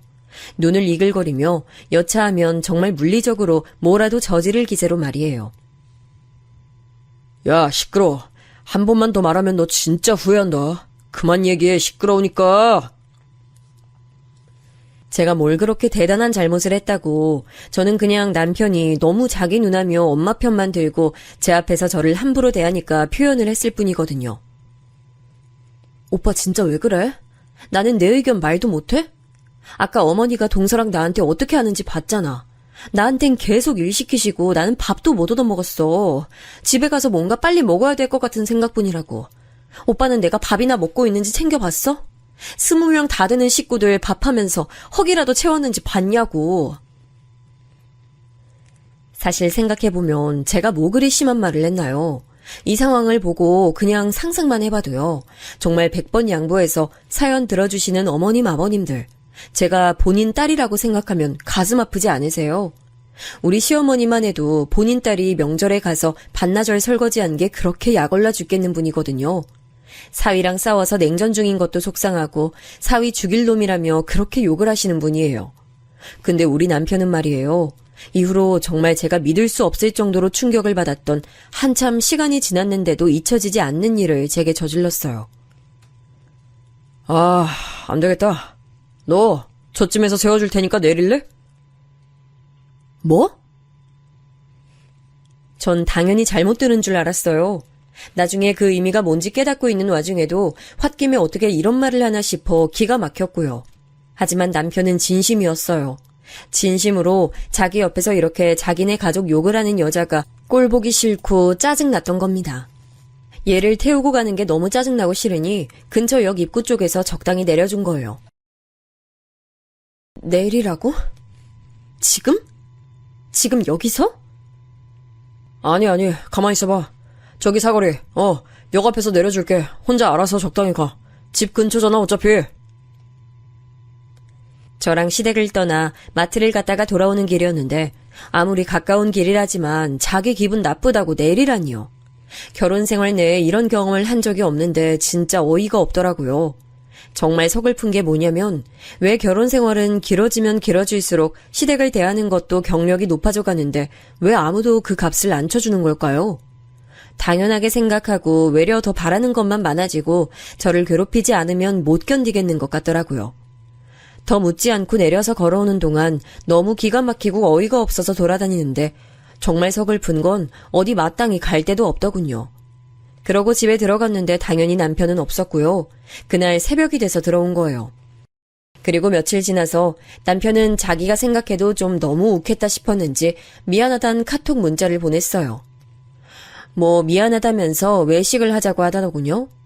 그때 그렇게 밖에서 식사를 하고 저는 정말 억지로 기분을 풀었지만 찝찝함은 풀리지 않았어요. 남편은 이후로 갈수록 저한테 함부로 대했어요. 한번 작게 허용해줬더니 이후로 도통 적당한 시점을 모르고 마구 날뛰더군요. 예전엔 자기 아버지가 어머니에게 함부로 대하는 게 싫었다더니 완전히 잊어버린 듯 했어요. 조금만 화가 나는 일이 있고 거슬리는 게 있으면 씩씩거렸죠. 야, 물 흘렸잖아. 닦아. 아이, 진짜 정신사납게 하네. 가뜩이나 일도 피곤하고 다 짜증나 죽겠는데 이게 뭐야? 그렇게 눈치를 보게 만들었으며 그런 모습이 무서워 조심하려는 제 모습 보고 만족한 듯 보였어요. 그렇게 길들여갔고 그게 바른 모습이라고 생각하는 듯 했죠. 왜냐면 제가 이렇게 금세 수그려 맞추려는 걸 보면 조용했고 제가 조금이라도 말을 하려고 하면 버럭거렸거든요. 조용히 안 해? 누가 네 생각 듣고 싶대? 얘기하지 마. 네 얘기 들을 필요 없어. 넌 그냥 내가 시키는 대로만 해. 도대체 왜 우리 관계가 이렇게 흘러가고 있는지 이해가 안 됐어요. 우리끼리 나와 산 지 얼마나 오래됐다고 남편은 신혼 때와 너무 다른 모습으로 함부로 굴었거든요. 몇 번 다투다 이 문제로 따지고 드는 제게 아주 기함할 소리를 하더군요. 네가 이렇게 만든 거야. 네가 이미 선 넘은 짓 한 거 몰라? 네가 툭 하면 우리 엄마랑 누나, 철민이까지 나한테 욕했잖아. 이제는 재수씨까지 마음에 안 든다 그러고 진짜 우리 집엔 딱 너만 없으면 돼. 너는 네 주제를 알아야 돼. 상황이 이렇게 흘러가면서 저는 모든 일상이 다 정남이가 떨어지며 싫어지더군요. 아무것도 하기 싫고 친구들도 만나기 싫었어요. 뭔가 망가지기 전 마지막 발악이었던 것 같은데 지금 생각해보면 그렇게 해서 살아남겠다고 했던 행동 같아요. 생존 본능이랄까 그래야만 남편한테 인정받고 숨 쉴 수 있을 것 같았어요. 저 오빠 우리 어머니랑 여행이라도 갈까? 어? 나 오늘 피곤해서 친구들이랑 술 먹고 올 거니까 그렇게 알아. 그리고 이따 집에 엄마 온대. 네가 엄마랑 알아서 시간 잘 보내. 이때 어머니는 딱히 용건도 없는데 들이닥쳐서는 저에게 소일거리를 잔뜩 주고 아버님 욕에 본인 사위 욕에 맘에 안 드는 시고모들까지 그렇게 실컷 입으로 털어대더니 밥 얻어드시고 가시더군요. 남편은 저에게 자기 엄마를 맡겨두곤 유유히 사라져서 토요일 아침부터 그 다음날 새벽까지 술이 떡이 되도록 안 들어왔어요. 그날 어머니에게 꽤 모욕적인 소리를 들었던 저는 아마 여러모로 한계에 치달았습니다. 정말 더 이상 뭘 퍼내려고 해도 퍼낼 수 없이 쩍쩍 갈라진 가뭄 같은 마음을 안고 남편이 들어오길 기다렸어요. 남편은 역시나 술에 취해서 들어왔고 잠깐 붙잡고 얘기하자는 저에게 또 짜증을 내더군요. 야, 나 잘 거야. 피곤하다고. 그냥 놔둬. 말 걸지 마라, 어? 이렇게 극단적으로 변해버린 남편을 따라다니며 시중드는 것도 지쳤고 언제 갑자기 벌처럼 집에 들이닥칠지 모르는 어머니의 방문과 핀잔, 멸시에 저는 정말 질려 미칠 것 같았어요. 게다가 이런 흐름이 계속되니 동서도 뭔가 그런 냄새를 맡고 은연중 무시하더라고요. 어머, 형님. 이런 걸 형님이 잘하시니까 대신해 주시면 안 될까요? 전 정말 요리나 이런 거 하나도 할 줄 몰라요. 떡이랑 나물이랑 재료는 사왔는데 이거 제가 하다가 다 망칠 것 같아요. 형님이 해주시면 제가 이따가 설거지 열심히 할게요. 시댁 가서 이런 식으로 늘 일을 벌리고 수습은 제가 하게 하고 어머님, 아버님, 남편과 시댁 식구들은 모두 동서편만 들었어요. 재수씨니 새아가니 하는 정식 명칭을 붙여 동서를 부르면서도 제게는 다들 호칭을 제외하고 부르거나 어머니는 어쩌다가 기분이 나쁘면 연소리를 붙여 함부로 부르기도 했어요. 생전 잘하면서 농담으로도 우리 엄마한테도 들어보지 않은 소리인데 어머니는 그런 말을 서슴없이 했어요. 무튼 저는 이렇게 머릿속이 윙윙거리고 정말 미치기 직전인 정신상태였고요. 남편은 맞춰주는 것도 끝에 다다랐기 때문에 굳이 제 할 말을 다 토해내버렸어요. 당연히 남편은 중간부터 말을 끊으려고 했고 그래도 제가 듣지를 않자 급기야는 물리적으로 저를 제압하려고 하더군요. 손찌검을 당하고 아픈 건 둘째치고 그 모멸감을 믿을 수 없었던 저는 남편을 한번 올려다봤어요. 남편은 뭘 보냐는 듯 더 당하고 싶냐는 듯 윽박지르면서 집안을 마구 휘저어 놓더군요. 그대로 전 지갑을 들고 집 밖으로 나왔어요. 그러고 정처 없이 터벅터벅 걸어가는 길, 저의 이런 상황이 너무 기가 막히고 억울하더군요. 엄마한테 말을 할까 하다가 알면 너무 괴로워하실 것 같아서 전화를 했어요. 어머니 아들이 나한테 이렇게 했다. 그래서 저는 밖으로 쫓겨나듯 도망 나왔다. 어떻게 생각하시냐고 시어머니에게 말이에요. 사실 저도 뭐 좋은 소리 들으려고 연락한 건 아니고요. 아들 감쌀 거라고 생각은 했어요. 저도 그 집에서 정말 집에 굴러다니는 행주만도 못한 존재였으니까요. 하지만 저는 이 말을 듣고 진정으로 정말 진지하게 이혼을 결심했습니다. 뭐? 정민이가 널 때려? 아이, 그냥 스쳤겠지. 걔가 뭘 때리긴 때려. 뭐? 확실하다고? 증거 있어? 아이고, 좀 시끄럽게 좀 굴지 마라. 아이, 번잡스럽고 정신사납게 진짜. 아니, 솔직히 말이야. 그래도 그 뭐야, 다행인 거 아니냐, 그 정도면? 네? 다행이라니요? 뭐가요? 다행이지. 그럼 너는 네 남편이 술 먹고 열받는다고 어디 밖에 나가서 남 때리고 사고 쳤으면 좋겠어? 그럼 더 큰일이지. 그냥 너 하나 밀치고 끝났으니 그걸로 얼마나 다행이야. 집안에서 그러고 끝나길 다행이지. 밖에 나가서 사람 쳤으면 경찰 부르고 시끄럽지.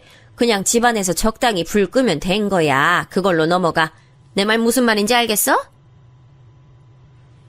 이때 전 충격이 너무 커서 숨이 멎은 듯 가슴이 답답하다 못해 어쩔 줄 모르겠더라고요. 세상에 아무리 지독한 시어머니들이 많고, 아니 저보다 더한 시어머니도 있을 거예요. 그런데 일단은 제가 감당할 수치를 완전히 뛰어넘어버리는 순간이었어요. 그때 깨달은 거죠. 내가 왜 이 망할 할망구, 진짜 짐승만도 못한 인간을 왜 어머니라는 고분고분한 호칭 붙여가며 종같이 살았을까 하는 걸 말이에요. 지금 뭐라고 했어요? 나를 쳤으니까 다행이라고요? 이봐요, 어머니. 얻어 처맞은 게 신우이여도 동서여도 그따위로 말할 수 있어요? 내가 이 집에서 정말 사람도 짐승만도 못한 거냐고요? 어떻게 당신 아들이 절 때렸는데 그따위로 말할 수가 있어요? 저는 사람 축에도 안 껴요? 밖에 있는 사람만 사람이에요? 안에 같이 살고 있는 저는 뭐냐고요? 정말 그간의 결혼 생활 중 처음으로 그렇게 눈 뒤집고 정신 나가서 막 소리를 질렀나 봐요. 어머니는 제가 막 웽웽거리며 따지는 걸 듣고 놀라긴 했지만 더 매섭고 독하게 물어뜯더라고요. 이게 어디서 소리를 질러? 누가 뭐라고 했냐? 하여간 너는 맨날 멍청해서 문제야. 그냥 이를 덮으면 될 걸 가지고 키워가지고 울고 징징거리고 아주 지겨워 죽겠다. 너 그따위로 말할 거면 진짜 꼴도 보기 싫으니까 네 엄마한테 가. 네 집 어른들한테 얼른 네 데려가라고 하라고. 하여간 망할 멍청한 년 같으니라고. 이때 제가 얼마나 피를 쏟듯 시어머니에게 욕을 해댔는지 택시기사님이 너무 정신사납다고 그만 내려달라 하실 정도였어요. 전화를 얼른 끊고도 분이 안 풀려 씩씩거리는데 목이 완전히 다 쉬어버리고 쓴맛이 밀려오더라고요. 나중엔 숨이 잘 안 쉬어져서 처음에 저한테 왜 이렇게 경박하게 소리 지르냐고 호통치던 택시기사님이 급기야 놀랐어요. 제가 막 떨면서 택시 뒷좌석에 쓰러지듯 누우니까 근처 병원으로 가야 하냐고 하시는데 그냥 전 제발 원래 말한 곳으로 데려다 달라고 했어요. 거긴 저희 엄마 집, 친정이었거든요. 뭘 하건 간에 엄마를 좀 봐야, 엄마를 붙잡고 엄마 손이라도 잡아봐야 진정할 수 있을 것 같았어요. 저는 그렇게 지독히도 제 편이 필요했습니다. 괜찮다고, 너 잘못한 거 없고, 너는 그냥 괜찮다고, 저기서 그렇게 잘근잘근 씹혀지고 함부로 취급당할 애가 아니라고 다독여줄 제 편이요. 거의 다 가서 엄마에게 전화를 냈고 제 대신 전화를 기사님이 받아서 통화해 주시는 덕에 엄마가 뛰어왔어요. 얼굴이 허옇게 혈색이 다 빠진 상태로 비틀거리며 택시를 타고 온 절 보고 엄마 가슴이 얼마나 찢어지셨을까요. 그때 엄마 부축을 받고 집에 들어가서 따뜻한 엄마 집에 누우니 그제야 잠이 밀려오더라고요. 몸이 얼마나 지쳐 있었던지 정말 우는 것도 이젠 지겨워서 하고 싶지 않았어요. 다음날 눈을 뜨자마자 걱정하는 얼굴로 저를 보고 있는 엄마에게 조용히 말했죠. 엄마, 나 이혼해도 돼? 제발 부탁이야, 이혼시켜주라, 어? 엄마는 놀란 듯 했지만 제가 이런 말을 그냥 하는 게 아니랄 거란 예상을 아마 밤새 했던 것 같아요. 몇 가지만 물어봐도 되겠냐 하며 제가 겪은 일들을 말했고 엄마가 너무 충격을 받고 있기에 어느 정도는 약화시켜서 말하기도 했어요. 말하다 보니 저만큼 상처를 새롭게 받고 있는 사람이 우리 엄마였거든요. 이 말을 통해 제가 엄마에게 상처를 준다 생각하니 너무 자세히 말할 수도 없었어요. 이래저래 엄마는 저 스스로 나서지 못하도록 최대한 방어를 하면서 정말 지독한 그 이혼 과정을 끝끝내 마치게 됐어요. 너무 황당하게도 이혼 과정 말미쯤엔 남편이 이혼을 못 해주겠다고 했어요. 심지어 저에게 사과하는 문자를 길게 보내기도 했고요. 하지만 저는 정말 할 수 있는 모든 것을 다 쏟아내버렸나 봐요. 진심인 듯 느껴지긴 했던 그 내용들을 봐도 정말 서글플 정도로 마음이 돌아오지 않더군요. 완전히 굳어버려서 이혼 외에 다른 길은 생각할 수가 없었어요. 이혼하고 난 뒤 저는 정말 아주 바쁘게 살았어요. 애가 없이 이혼을 했는데도 이렇게 괴롭고 하루하루 돌아버릴 것 같은데 애 있는 상태로 이혼한 엄마들은 어떨까 상상도 하기 힘들더군요. 그래도 뭐라도 하고는 살아야 하니 여전히 환경이 좋지 않은 데다가 매일 밤 울음을 참는 엄마를 보며 제 딴에 나름 경제활동을 했어요. 알바도 하고 뒤늦게 돈을 벌러보다 보니까 정말 뭐가 뭔지 모르겠더라고요. 와중에 주부들끼리 모여서 하는 창업활동이 있다고 해서 그쪽도 나가봤는데 결국은 자리 싸움이고 그 안에서도 파벌이 있어서 어울리기 싫어졌어요. 저는 당시 싸움이란 건 정말 너무너무 질려있는 상태였기 때문에 누구를 미워하고 갈리는 건 알아서 피해 다니게 되더군요. 하지만 그런 식으로 하면 정말 아무것도 할 수가 없는 거예요. 그나마 인터넷으로 창업하시는 분들을 알아보니 그나마 주방 일을 쭉 해온 제가 할 수 있는 건 샌드위치나 토스트 같은 것들을 파는 것이더군요. 당시엔 아는 사람도 없고 뭣도 없어서 정말 맨 땅에 헤딩하듯 알바를 하며 돌아가는 업무를 배웠죠. 그러다 제 딱한 사정을 알고 함께 얼마씩 투자를 하겠다며 친구들이 나서주긴 했는데 지금 생각해도 참 안타깝지만 역시 사업은 같이 하는 게 아닌가 봐요. 그중 한 명이 중간에 이 아이템을 다른 데 팔아버리고 잠적해서 5명이 나란히 좋은 마음으로 하려던 게 끝났어요. 상처가 남는 상태가 돼서는 이후 우리들 간의 화제에서 창업은 입에 올리지 않을 정도로 끝이 나빴습니다. 그러다 보니 저는 이제 혼자 살아남아야 했어요. 그나마 제게 조금의 길이 열린 건 그때 엄마가 알고 있는 분이 소개시켜 주신 작은 원룸 자리였는데 그 안에서 장사를 해도 된다고 하더군요. 아마 부동산 쪽이랑 잘 아시는 분이었던 것 같아요. 제 사정도 엄마를 통해서 들어서 알고 있었고 딴에는 도움을 주겠다며 그런 자리를 소개해 주신 거죠. 결론부터 말하면 저는 그곳에서 토스트와 음료 그리고 간단한 메뉴들과 음료를 팔기 시작하면서 비로소 돈이라고 부를 만한 수입을 얻게 됐어요. 거의 시작이라고 말할 수 있는데 당시에 정말 너무 바쁘고 할 일도 많고 밤낮 없이 일에 치여 살다 보니 다른 일들을 미처 신경 쓸 수가 없더라고요.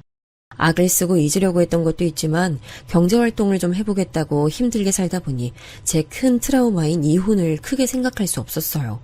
왜냐면 솔직히 그 악랄한 시어머니 정도까진 아니더라도 제가 배달 장사를 하고 음식 판매를 하던 와중에 만났던 손님들, 업자들, 그리고 계속 뭔가를 소개해오던 어른들이나 치근덕대던 사람들까지 어쩜 그렇게 다 골고루 진상인지 몰라요. 인간 군상이 다양할 수밖에 없다지만 어쩌면 시어머니 같은 인간을 통해서 그나마 학습한 게 나았던 걸까요? 아무리 지독하게 제 속을 썩일지언정 저 정도로 저를 무시하고 짓밟아대는 사람은 없었습니다. 이미 그런 내성이 생겨서랄까 아무튼 사람으로 인한 스트레스는 그냥 그럭저럭 그러려니 하고 지나가게 됐어요. 그쯤 되니 엄마도 조금은 신기해 하시더군요. 네가 진짜 죽기 살기로 고생하면서 하니까 돈이라도 벌리는구나. 이제 보면 너 이혼 잘했어. 엄마도 그동안 마음고생 많이 했는데 앞만 봐도 너 이혼 잘한 것 같아. 갑자기 왜 그런 말을 해, 엄마는? 엄마는 눈물을 얼른 닦더니 코가 맹맹해져가지고 이렇게 말을 하는데 맞는 말 같은 거예요. 그동안 사람들이 엄마한테 홀로 딸도 용케 시집 보내고 넉넉한 집에 보냈다면서 딸이 참 행복하겠다고 했거든. 근데 엄만 자신이 없더라고. 우리 유진이가 그런 집에 시집 가긴 했는데 유진이는 정말 행복하게 맞는 걸까? 결혼한 게 얘한테 맞는 선택이었을까? 엄만 자신이 없었어. 전 생각도 못했던 일면을 엄마에게 듣게 된 거예요. 엄만 겉으로는 사람들에게 딸이 결혼했고 잘 살고 있다고 가벼운 그냥 얘기를 했지만 늘 불행해 보이고 지쳐 보이는 제 모습을 떠올리며 엄마도 괴로웠던 거죠. 그 말을 들으니 정말 가슴이 찢어질 듯 아프더라고요. 그러던 와중에 제가 시작했던 음식 장사는 물살을 타고 흐름이 좋아져 종잣돈이라고 부를 만한 돈이 생각보다 꽤 모였어요. 장장 5년이라는 시간에 닿기까지 진상들도 많이 만나고 돈을 이렇게 만져본 적이 없어서 투자도 겁없이 했다가 크게 얻어맞기도 했어요. 하지만 나중에 임대 관련 사업으로 팁을 얻게 되고 어느 시점부터 감이 잡히게 된 거예요. 저도 저의 이런 변화가 스스로 놀랍게 느껴지기도 했고 물론 투자에서 잘 안 된 것도 있지만 부동산 관련해서도 감이 많이 좋아졌더군요. 그런데 정말 그런 와중에 불쑥 제 안에서 스프링처럼 퐁 하고 튀어오르는 게 있었어요. 저 같은 한낱 집안일만 하고 아무것도 할 줄 모르던 여자가 어느새 100억대에 가까운 나름 자산가로 불리우게 되고 SNS에서도 수많은 팔로워가 따라오게 됐는데 왠지 모르게 제 안에 있는 불쾌함이 계속 그대로 있는 거예요. 뭔가로 덮고 닦아내고 그러면 될 줄 알았는데 인생의 힘든 길목마다 자꾸 떠오르더군요. 그건 바로 시댁에 대한 안 좋은 기억들, 시궁창 같은 추억들이었어요. 그들에게 당했던 끔찍한 차별, 무시당한 것들, 남편에게 함부로 달아줬던 상황들, 막말이나 여러 가지들이 끊임없이 떠오르는 거예요. 대체 이걸 어쩌면 좋지, 어떻게 복수라도 해야 하나 싶던 차에 제가 유튜브였나 어딘가에서 강의를 듣게 됐어요. 근데 정말 듣는 순간 아주 아프게 저를 때리는 듯한 가슴을 깊이 울리는 내용이더군요. 사람이 힘들 때 우리 뇌가 움직이게 돼요. 다시는 그런 위기에서 닥친 일을 학습하지 말라고 방어하는 차원에서 뇌가 이런저런 힘들었던 기억을 촤라락 펼쳐주는 거예요. 그런데 가끔 오류가 나서 쓸데없이 안 좋은 기억들을 너무 많이 소환시키거나 혹은 너무 오랫동안 그 창이 떠 있는 거예요. 그럼 사람은 계속 안 좋은 기억에 휘말려 있고 부정적인 생각을 하게 되는 거예요. 정확하진 않지만 대강 이런 뉘앙스의 글이었거든요. 제 딴에는 잊고 내가 더 잘되면 된다는 주의로 살아왔고 그걸 원동력으로 해서 더 열심히 살자고 막 뛰어왔어요. 근데 잘 모르겠는 거예요. 저 강의를 들으니 굳이 점 찍고 복수가 목적이라기보다는 그냥 한 번은 매듭을 짓고 싶더라고요. 어떤 방면이든 간에 제 자신을 나타내고 그들에게 명확하게 입장을 전달하고 싶었어요. 그래서 제 비서를 데리고 함께 이전 시댁 기억을 더듬어 대충 아직 남아있는 전 남편이나 시누이의 카톡 사진을 조사해보고 주소 변동이 없단 걸 확인했어요. 그리고 곧장 시댁으로 찾아가게 됐는데요. 근처에서 서성거리다가 집으로 들어가는 전 시어머니를 발견한 거죠. 전 곧장 날선 목소리로 불렀어요. 그때 참 다행히게도 시어머니 혼자 있지 않고 그 표독스러운 시누이도 옆에 붙어 있더군요. 안녕하세요, 어머니. 형님, 저예요. 유진이요. 제가 떡하니 서서 팔짱을 끼고 제 차 앞에서 그들을 불렀어요. 그랬더니 둘은 저를 보고 처음에 못 알아보는 듯 했어요. 그러다가 눈살을 찌푸리면서 다시 보더니 험악한 얼굴을 한 상태로 인지하더군요. 너 뭐야? 뭐냐고, 뭐야? 저요. 저 이전 며느리였던 유진이요. 아시면서 왜 그렇게 부르세요? 적어도 이때까지만 해도 되게 세된 목소리로 탁탁대면서 말을 했고 비서에게는 차에 있으라 하고 저만 움직였어요. 잘 지내시나 봐요. 할 얘기가 있어서 왔어요. 그러자 뭐가 그렇게 억센 일이 있었는지 아니면 원래 인상대로 고약하게 나이를 먹어서 더 못돼진 건지 얼굴이 더 심술궂게 변했더군요. 뭐 때문에 찾아왔냐고 쏘아붙이면서도 위아래로 저를 훑어보고 뒤에 있는 제 차와 그쪽에서 이쪽을 보고 있는 비서까지 싹 다 둘러보는 게 느껴졌어요. 심호흡을 싹 하고 아주 차분하게 말했죠. 사실 제가 이혼하고 힘들게 살아오면서 어머니나 시댁 나부랭이들 떠올리면 욕밖에 뭐가 더 있겠나요? 욕지거리하고 아주 진상짓을 하고 아니면 그들이 그렇게 찬양하던 돈으로 그들을 조롱하고 다 짓이겨버릴 수도 있었을 거예요. 솔직히 그런다고 한들 누가 저에게 손가락질을 할 수 있을까요? 그런데 저는 제 인생이 펼쳐진 일에 새삼 실감이 안 나는 경제를 가지게 되었으면서도 사실상 막 마음이 편하다거나 상황이 좋게만 굴러가는 건 아니었어요. 보니까 인생이란 건 정말 동화가 아니더라고요. 먼 단계를 건너고 또 건너서 성공을 거뒀다고 해서 행복하게 잘 살고 영원히 좋았다 이렇게 끝나는 게 아닌 거예요. 그냥 계속해서 징검다리 위에 있고 나는 움직여야 하더군요. 당시 다른 투자건으로 좀 복잡한 상황에 있어서 마음이 썩 좋지 않던 차에 저는 이렇게 복잡한 제 내면을 좀 정리하고 싶었어요. 잊을 수 없고 저를 무던히도 괴롭혀서 미치게 하던 그런 기억들을 최소한 매듭을 한 번은 지어야겠더라고요. 시간이 5년이 지나고 20년이 지난다 한들 그 기억을 잊을 순 없을 거예요. 그래도 제 안에서 뚝딱 하고 한 겹 매듭을 짓고 가는 경험은 꼭 필요해 보이더라고요. 그래서 그 싫어 죽겠고 토악질이 날 것 같은 어머니와 시누이를 앞에 두고 그들이 들으라는 게 아니라 제 자신이 듣길 바라면서 말했죠. 어머니, 꼭 해야 할 말이 있어요. 저요, 꽤 부자가 됐어요. 정확한 자산이야 뭐 말하긴 그렇지만 알아보면 알아보실 수 있을 정도로 조금 여유가 있어요. 대충 말하면 100억대를 웃도는 상태고 그 주인이 저예요. 안 믿기시죠? 그쵸? 왠지 모르게 이 말을 하며 제 안에서 뭔가 되게 억세게 누르는 듯한 느낌이 들었어요. 그간의 아픔과 분노와 환멸과 증오를 누르는 건지 아니면 뭔지 모르겠지만 되게 강력하게 제 안에서 싸우는 감정이 일어나더라고요. 어머니와 시누이는 지들이 무시할 견적은 확실히 아니라고 여겼던 건지 눈은 인상을 잔뜩 쓰면서도 자리는 못 뜨고 그냥 서 있었어요. 하고 싶은 말이 있어서요. 어머니 말이에요. 어머니 참 저한테 잘하셨더라고요. 저 엄청 무시하시고 본인 아들이 사고밖에 안 치고 절 때려서 다행이란 소리를 감히 하셨죠? 없이 자란 게 돈 무서운 줄 모른다며 변기물 내리는 것까지도 타박하셨죠. 있는 집 동서한텐 새아가 호칭 꼬박 붙이시고 저한텐 재수없는 년이라면서 째려보셨고요. 애도 못 가지고 여자 구실도 못한다고 침 뱉으신 기억도 있고 아프면 손에 병균 묻어 있으니까 잘 닦고 밥 차리라고 시키신 적도 있고요. 기억나세요? 안 나세요? 이쯤 토해내다 보니 역시 분노가 무서운 게 지도를 더듬으며 길을 찾아가듯 이런 것도 다시 하나씩 더듬으니까 너무 선명하게 보이는 거예요. 마치 목적지를 눈앞에서 보듯이 말이에요. 그러니 저는 중간에 이 흥분이 제어가 안 돼서 잠깐 숨을 참았다가 다시 찬찬히 말했어요. 정말 장난 아니고요. 그때 그렇게 저 무시하시고 함부로 굴리셨죠. 그렇게 고생해보니까요. 어머니 아들이랑 이혼해서 이 무서운 세상 밖에 나와서 뭘 하던 다 해먹을 수 있겠던데요. 저 진짜 악물고 무섭게 살았어요. 고생할 건 뭘 더하던 간에 어머니한테 받았던 모멸감을 이길 게 없더라고요.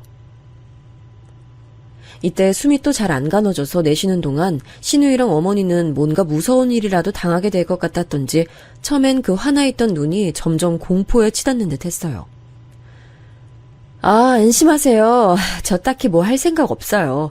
솔직히 뭐 도저히 이런 말은 못할 것 같아요. 예를 들어 고맙다던지 절 고생시켜주셔서 제가 이만큼 성장했다 이런 말 절대 못해요. 근데 뭐 비슷한 얘기 같아요. 어머니랑 형님이 저를 그따위로 대하고 함부로 굴리지 않았으면 제가 지금 100억대 재산을 관리할 수 있을 정도의 규모로 살 수 있었겠어요? 그건 아니거든요. 아무리 생각해봐도 우리 엄마한테 물어봐도 그건 아니라고 얘기할 것 같아요. 횡설수설하는 느낌으로 엄청 헐떡거리며 분노인지 정리인지 모르게 바쁘게 말을 했습니다. 아무튼 그냥 이런 말을 어머니랑 형님 보고 해야겠어서요. 약속드리지만 2번 다시 오지 않을 거예요. 다시 얼굴 볼 일은 없을 테니까 안심하고요. 어찌됐건 두 분이 저한테 독살스럽게 하신 덕분에 지금의 제가 이렇게 됐네요. 잘 산다고요? 끝. 이렇게 끝이에요. 무슨 말인지 알아들었죠? 그럼 저 가요. 안녕히 계세요. 그러고 마치 남편과 둘이 살던 집에서 택시를 타고 엄마 집에 쓰러지듯 내렸던 것처럼 간신히 걸어서 제 차로 와서 거의 쓰러지듯 차에 탔어요. 진정이 안 되는 그 감정이 분노였는지 울음이었는지 내 자신에 대한 동정이나 처연함이었는지 모르겠어요. 그래도 그 말을 하고 거의 눕듯이 기대 앉아서 집으로 돌아오는 동안 갈수록 채기가 내려가듯 마음이 좀 안정되더라고요. 확실히 그런 매듭을 지어야 하는 게 분명히 필요했나 봐요. 복수를 한 것도 아니고 따지고 보면 이도저도 아닌 것 같기도 하죠. 그래도 할 말 했고 정리했어요. 피 튀기는 복수를 해서 그들을 깔아뭉갠다 밟아놓는다 그런 게 다 무슨 소용이 있죠? 제 자신을 온전히 생각한다면 저라는 길고 긴 영화 안에 저들이 있다면 크게 필요한 장면은 아닌 것 같아요. 시댁에선 벗어났고 제가 이만큼의 성과를 거두는 인생을 살았다고 하지만 여전히 저를 자잘하게 괴롭히는 사람들이 있습니다. 눈치를 봐야 하는 사람도 사업도 있고요. 신경 쓸 게 여전히 있죠. 제가 그런 끔찍한 시집살이를 통해 얻은 건 100억대의 자산이 아니라 그냥 저에게 시비 걸어오고 싸움 걸어오는 것들에게 지지 않겠다는 정신, 그거 하나 같아요. 될 때까지 해보자가 아니라 지지 않겠다, 일어나 보겠다 하는 생각으로 악착같이 왔죠. 뭐래도 어머니 같은 관계에서 저한테 그보다 더 험악하게 굴 수 있는 사람은 다행히 없었고요. 그렇게 계속해서 제 사업 안에서도 쭉 싸워가고 있는 중이에요. 그렇게 메시지만 전달했을 뿐인데도 형님과 어머니 얼굴은 거의 기절할 지경이더라고요. 제가 뭐 해코지를 할까 겁먹은 것 같길래 그럴 생각은 없다고 누차 말했는데도 믿을 수 없나 봐요. 그건 죄 지은 거 많아 불안할 일 많은 그들 몫인 거고 저는 이대로 우직하게 제 갈 길을 가려고 합니다. 솔직히 쓰면서 많이 힘들었어요. 기억들을 끄집어내고 거기에 다시 몰입이 되어 생각을 하다 보니 정리를 한다는 게 참 쉽지 않네요. 들어주시는 분들도 이 힘든 얘기 같이 들으시느라 고생하셨네요. 감사합니다.